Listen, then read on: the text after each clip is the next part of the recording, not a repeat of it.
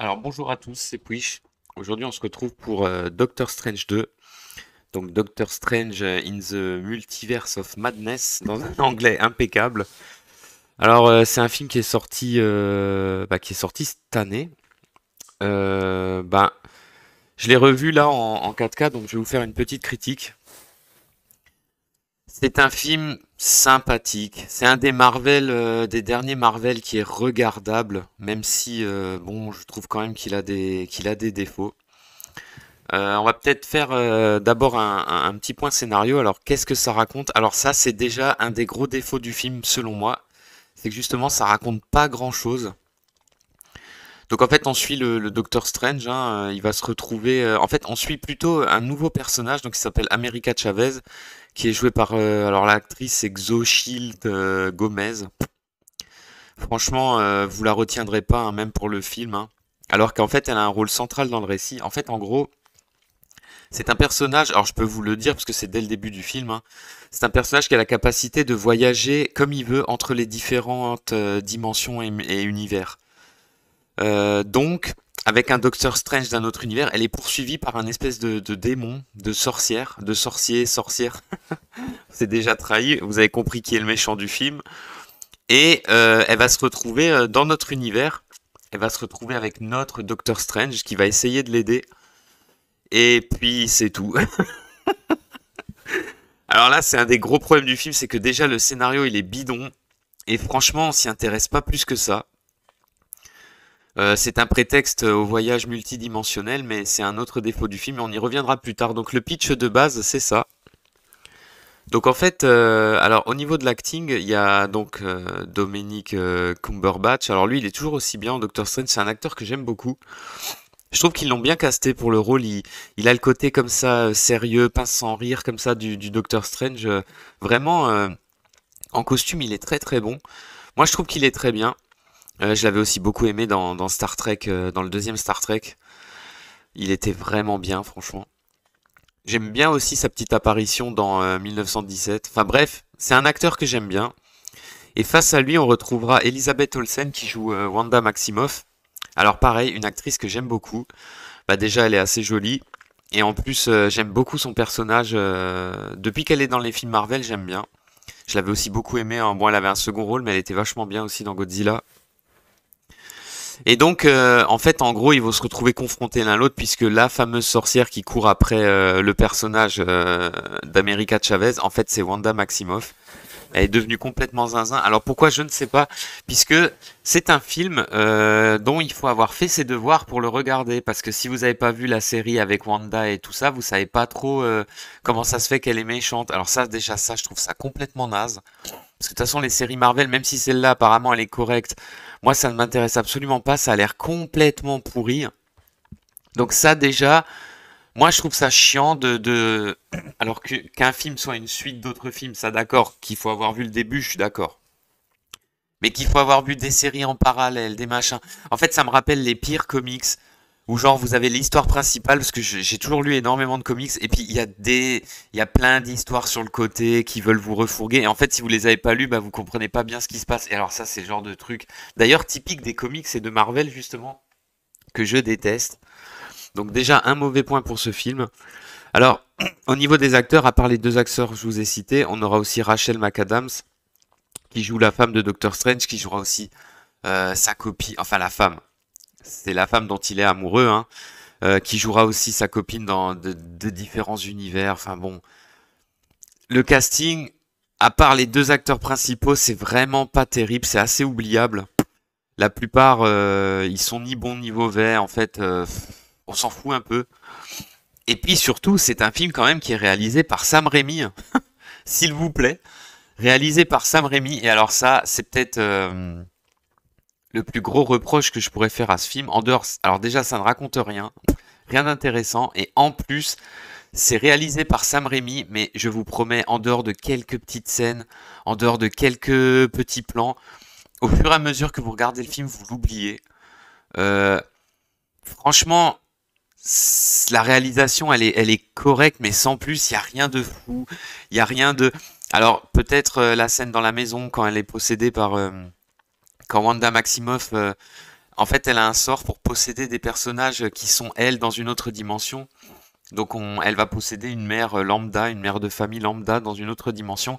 Donc toute la séquence comme ça de possession, elle est pas mal. Ça fait vraiment penser au style de Sam Raimi, avec le vent comme ça dans la maison, les scènes un peu bizarres à la Evil Dead 2, comme ça, les plans de caméra étranges. Voilà, là c'est vrai qu'on reconnaît son style. Moi je trouve surtout au début du film, quand il y a le gros monstre, la Sumagotra qui attaque, je trouve qu'on reconnaît des petites séquences, des petits plans à la Sam Raimi comme ça, mais ça reste très mineur. On n'aurait pas dit que c'était Sam Raimi, à part dans la scène de possession, j'aurais jamais pensé que c'était forcément lui. J'exagère un peu, mais bon, ils ont fait un tel battage autour de Sam Raimi que... Et c'est un réalisateur, attention, hein, c'est un réalisateur que j'adore, hein. Mais je veux dire, comparer ça à Spider-Man 2, voilà, ou à Evil Dead 2, bon, hein, je vais pas continuer à insister à tirer sur l'ambulance. Donc ça, petite déception. Après, le film en lui-même, il se laisse suivre, mais il y a trop de choses. C'est un film moyen en fait. C'est un film moyen. Il reste regardable parce que les derniers Marvel sont vraiment catastrophiques.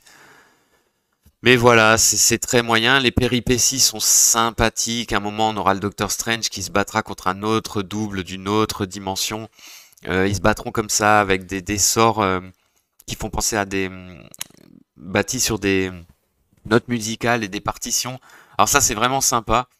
Mais quand vous voyez ça, moi, je peux pas m'empêcher de penser à d'autres films qui ont fait ça, notamment Kung Fu Hustle, Crazy Kung Fu, hein, euh, où il y avait un assassin comme ça qui faisait de la musique, qui envoyait des notes de musique mortelles. Bah, franchement, c'était 100 000 fois mieux avec 10 fois moins de budget, quoi. C'est pareil. Le plan, le fameux plan qu'on voit dans l'abondance où il traverse toutes sortes de dimensions d'univers comme ça à la chaîne, il est superbe. Surtout en 4K, il est magnifique, c'est super stylé. Ça nous laisse entrevoir plein d'univers totalement différents du nôtre pour finalement atterrir dans un univers qui est quasiment comme le nôtre, quoi. Donc, je sais pas, quel est l'intérêt? Ils atterrissent genre à Boboland. Alors il y a le passage avec les Illuminati. Alors pour ceux qui connaissent les comics, on en est à des années-lumière. C'est un passage qui est globalement vachement ridicule. Même le combat, où ils vont tous se faire anéantir les uns après les autres.